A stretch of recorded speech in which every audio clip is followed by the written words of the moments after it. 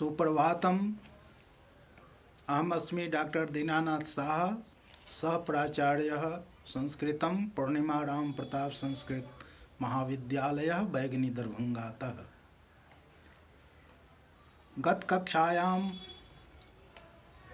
शास्त्री तृतीय खंडस्य अनिवार्य प्रथम पत्रे संस्कृत वाङ्मयस्य इतिहास क्रमे वैदिक वाङ्मयान्तर्गते सामवेदस्य परिचयं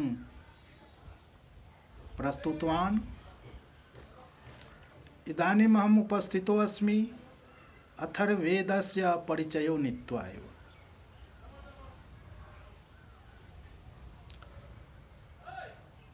छात्राणां सुखबोधाय हिंदी भाषायामेव अथर्ववेदस्य परिचयं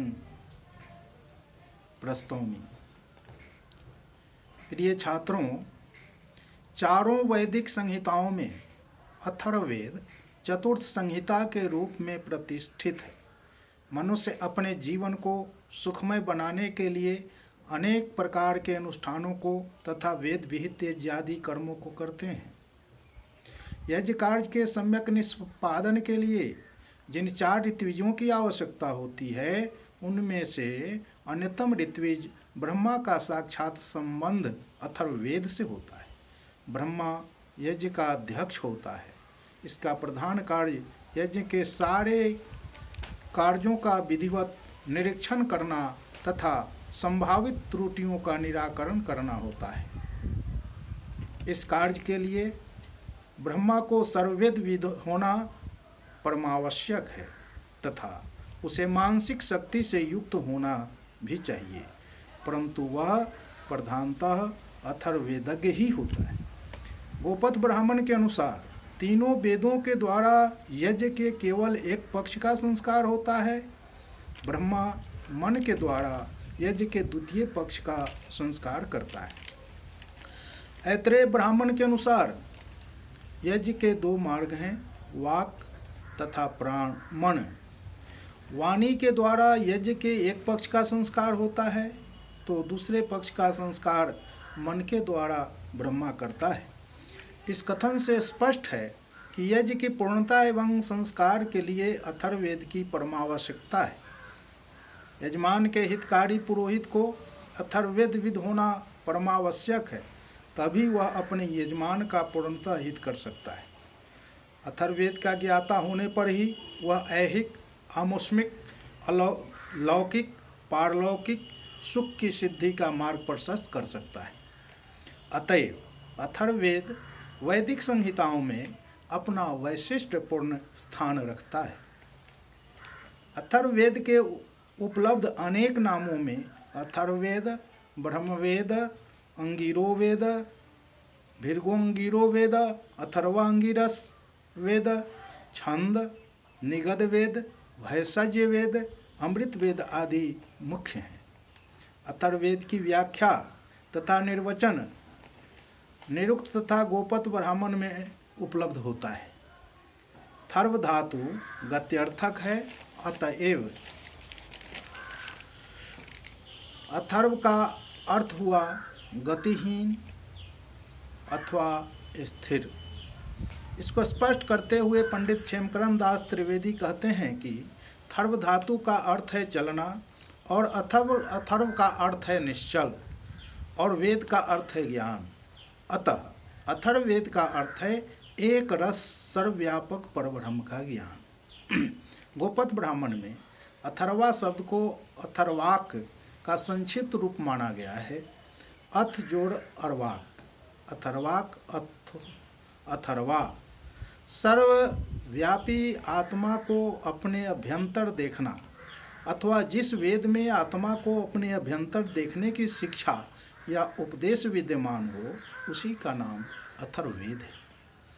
थर्व शब्द चंचलता का वाचक है और अथर्व शब्द शांति का अथवा एकाग्रचित्तता का वाचक है। आत्मदर्शन अथवा ब्रह्म का साक्षात्कार चित्त की चंचलता दूर होने के पश्चात एवं चित्तवृत्ति का निरोध होकर उसमें शांति आने के पश्चात ही सर्वथा संभव है। इस प्रकार यह अथर्ववेद आत्मदर्शन तथा ब्रह्म साक्षात्कार की सूचना अपने इस नाम से घोषित कर रहा है। इतना ही नहीं, अथर्व परिशिष्ट में इसकी महत्ता को प्रतिपादित करते हुए कहा गया है कि अथर्ववेदीय मंत्र की संप्राप्ति होने से पुरुषार्थ चतुष्टय सिद्ध होते हैं।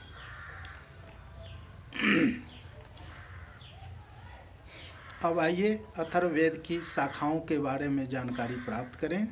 महर्षि पतंजलि ने अपने महाभाष्य में अथर्ववेद की 9 शाखाओं का उल्लेख किया है, जैसा कि नौधा अथर्वणो वेदः। ये 9 शाखाएं हैं: पिपलाद, स्तोतोद, मौद, शौनकीय, जाजल, जलद, ब्रह्मवद, देवदर्श तथा चारण वेद। किंतु आज इस वेद की केवल 2 शाखाएं पिपलाद और शौनक ही उपलब्ध होते हैं। पिपलाद शाखा। अथर्ववेद की पिपलाद शाखा के प्रस्तुता पिपलाद ऋषि हैं, जो अध्यात्मवेत्ता थे।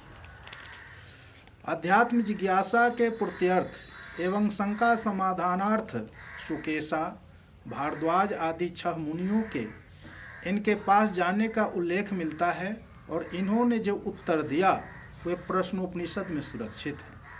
प्रपंच हृदय के अनुसार पिपलाद शाखा की मंत्र संहिता 20 कांड वाली है।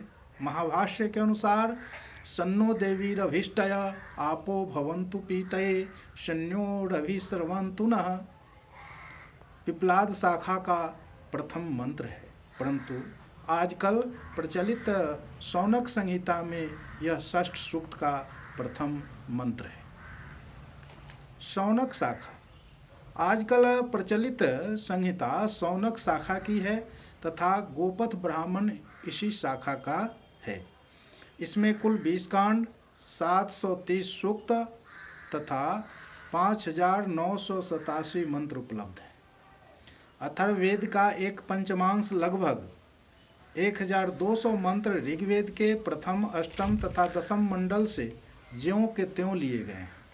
20वें कांड में 12 सूक्तों को छोड़कर शेष 143 सूक्त ऋग्वेद के दशम मंडल से मिलते जुलते हैं।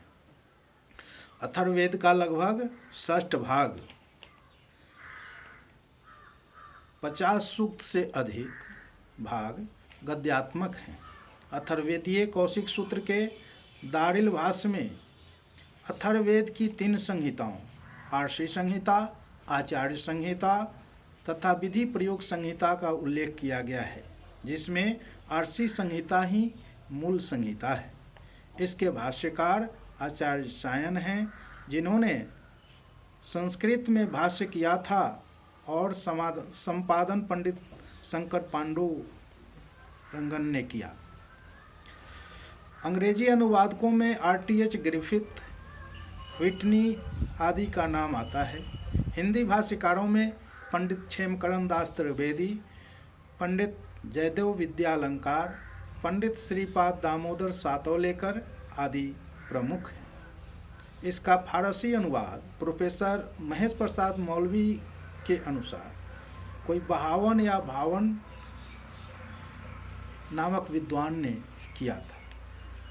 अथर्ववेद का कर्म निर्वाह 2 प्रकार के मिलते हैं, कांडात्मक तथा प्रपाठात्मक।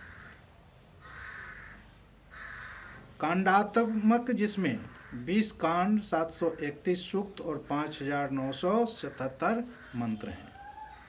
दूसरा प्रपाठात्मक जिसमें 36 प्रपाठक, 111 अनुवाक एवं 5977 मंत्र हैं। अथर्ववेद बड़ा ही महत्वपूर्ण संहिता है।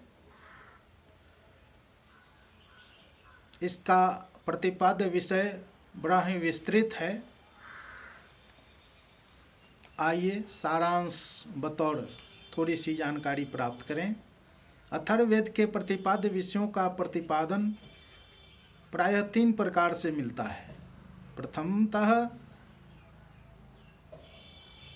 अथर्ववेद के विषयों का विभाजन स्थूल रूप से किया जाता है, अध्यात्म, अधिभूत और अधिदैवक उपविभाग के अंतर्गत। अध्यात्म के अंतर्गत ब्रह्म के वर्णन के पश्चात चारों वर्णों आश्रमों से संबंधित विषय, अधिभूत के अंतर्गत राजा, राज्य शासन, संग्राम, शत्रुवाहन आदि विषय तथा अधिदैवत के अंतर्गत देवता, यज्ञ, काल, रोग चिकित्सा, दीर्घायुष्य और गृह निर्माण आदि विषयों का वर्णन समाहित किया जाता है। द्वितीय प्रकार कांडात्मक है।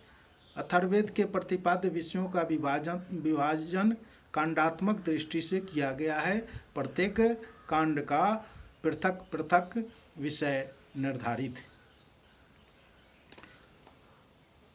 तृतीय प्रकार अथर्ववेद के विषयों का विभाजन या विस्तृत वर्गीकरण सूक्तानुसार किया जा सकता है। यथा भैषज्यानि सूक्त, जिसके अंतर्गत चिकित्सा संबंधित वर्णन है। आयुष्यानि सूक्त, जिसमें स्वास्थ्य एवं दीर्घायु संबंधी सूक्त हैं। पौष्टिक सूक्त, जिसमें वृष्टि सूक्त, कृषि, व्यापार, गृह निर्माण आदि का वर्णन है। प्रायश्चित सूक्त, जिसके अंतर्गत प्रायश्चित विधान की चर्चा आती है। दार्शनिक सूक्त, जिसमें ब्रह्म संबंधी चर्चा की गई है। प्रसाद सूक्त, जो अथर्ववेद के चौथे कांड के सूक्त 23वें से 29वें तक हैं, जिसमें देवों की प्रसन्नता हेतु मंत्रों का संकलन किया गया है। स्त्री कर्माणि सूक्त, स्त्रियोचित कर्मों का वर्णन इस सूक्त में किया गया है। राजकर्माणि सूक्त, इस सूक्त में राजा संबंधी, राज्य संबंधी कर्मों की जानकारी मिलती है।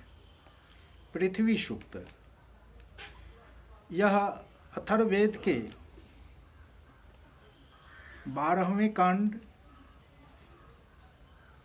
का प्रथम सूक्त है, जिसे पृथ्वी सूक्त के नाम से जाना जाता है। प्रसिद्ध उक्ति है, माता भूमि पुत्रोऽहं पृथिव्याः। याज्ञिक सूक्त, अथर्ववेद का अंतिम यज्ञपरक मंत्रों का संकलन इस सूक्त में है। कुंताप सूक्त, अथर्ववेद के 20वें कांड के सूक्त 127 से 136 तक कुंताप सूक्त हैं। इसके अतिरिक्त भी विषय हैं, जिसे मंत्र विद्या या जादू टोना कहते हैं। इसको स्वामी ब्रह्म मुनि ने मंत्र तंत्र यंत्र के रूप में स्वीकार किया है। इसका भी विस्तृत वर्णन इस वेद में है। इसके अतिरिक्त इस वेद में अनेक स्फुट विषयों का प्रतिपादन हुआ है। इस प्रकार इस वेद में लौकिक तथा पारलौकिक दोनों प्रकार की सामग्री उपलब्ध होती है, जिसका अध्ययन मानव के लिए आनंददायक, मोक्षदायक, सुखप्रदायक है। आज इतना ही। ओम शांति।